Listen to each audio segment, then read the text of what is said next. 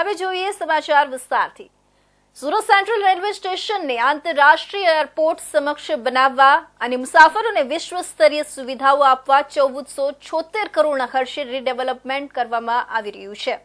Railway, ST bus, metro rail તથા BRTS Surat city bus સેવાની તમામ ટ્રાન્સપોર્ટેશનની સુવિધાઓ એક જ જગ્યાએથી ઉપલબ્ધ બને એવા હેતુથી MMTH એટલે કે multi modal transport hub project બની રહ્યું છે। આ સાથે બુલેટ ટ્રેન અને એરપોર્ટને પણ કનેક્ટ કરવામાં આવશે, જેની 25% કામગીરી પૂર્ણ થઈ ગઈ છે। આ પ્રોજેક્ટની સંપૂર્ણ કામગીરી વર્ષ 2026ના અંત સુધીમાં પૂર્ણ થઈ જશે। સુરત રેલવે સ્ટેશન દેશનું સૌથી અદ્યતન રેલવે સ્ટેશન બનશે। Surat railway station world class multi modal transportation hub તરીકે વિકસાવવામાં આવી રહ્યું છે। રૂપિયા 1476 કરોડના ખર્ચે તૈયાર કરવામાં આવી રહ્યું છે। દેશમાં પ્રથમ વખત railway authority, Surat municipal corporation અને રાજ્ય સરકારના GSRTC સાથે મળી પ્રોજેક્ટ ચાલી રહ્યો છે। રેલવે સ્ટેશનની સાથે બસ સ્ટેશન અને મેટ્રો સ્ટેશન પણ જોડવામાં આવશે। નવનિર્માણ બાદ સુરતનું રેલવે સ્ટેશન એવું બનશે જે મેટ્રો ટ્રેન અને બસ સ્ટેશનની સાથે કનેક્ટ થશે। સુરત રેલવે સ્ટેશનની સાથે world class multi modal transportation હબમાં 25 માળનું કોમર્શિયલ બિલ્ડિંગ પણ તૈયાર થશે। વર્ષ 2026ના ડિસેમ્બરના અંત સુધીમાં વર્લ્ડ ક્લાસ રેલવે સ્ટેશનનો પ્રોજેક્ટ પૂર્ણ થઈ જશે। MMTH પ્રોજેક્ટની પ્રસ્તાવિત સુવિધાઓમાં સરળ અને સુવિધાયુક્ત પ્રવેશ, વધુ સારી કનેક્ટિવિટી, સુરતની પૂર્વ બાજુને કનેક્ટિવિટી પૂરી પાડવા માટેનો નવો પૂર્વ પશ્ચિમ માર્ગ, રેલવે પ્લેટફોર્મ GSRTC ટર્મિનલને વિના અવરોધ કનેક્ટિવિટી માટે પેસેન્જર ઇન્ટરચેન્જ પ્લાઝાના રૂપમાં સેન્ટ્રલ કોન્કોર્સ અને વોકવેનો સમાવેશ થાય છે। મુસાફરો માટે BRTS city bus terminal parking zone, મનોરંજન વિસ્તાર, કોમર્શિયલ બિલ્ડિંગ્સ, એલિવેટેડ કોરિડોર, સ્કાયવોક્સ વગેરે સુવિધાઓને આવરી લેવામાં આવી છે।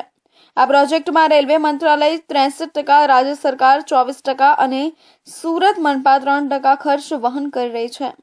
सूरत मल्टी मॉडल ट्रांसपोर्टेशन हब का जो ये हमारा प्रोजेक्ट है, ये वाकई में एक्सेप्शनल और एक अनूठा प्रोजेक्ट है और ये इंश्योर कर रहा है कि हमारे यात्रियों के लिए एक वर्ल्ड क्लास फैसिलिटी मुहैया हो।